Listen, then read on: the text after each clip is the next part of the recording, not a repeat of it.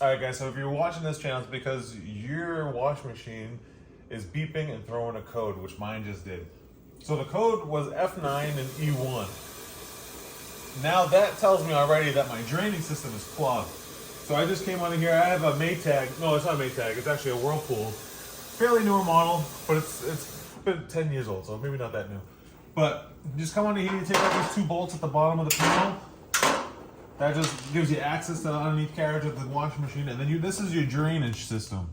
Usually that's a sign that it's clogged. So what you want to do is just turn this counterclockwise, but be careful. Make sure you have some kind of bowl or bucket, anything to get underneath here, because there's going to be some residual water and it's going to probably stink. So get ready for it. And you might find one of your ladies' underpants there, or maybe your own if you like fine underwear. But usually it's in there. Oh, maybe those little socks too. Those show up. But don't be discouraged on what you might find in here.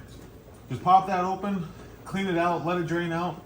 Clean the filter, just run it underneath some water and just plug it back in there and turn it nice and tight. Some of them have these little stoppers here, so now you know you're kind of tight. It won't let you turn more than you're already at. So just do that, run the load, and you're good to go. Hopefully that helps. I'm no handyman, but make sure you unplug these things before you work on them.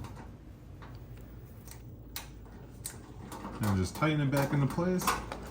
And just like that, you're done. And then your wife will tell you saying you need a new washer. Good job.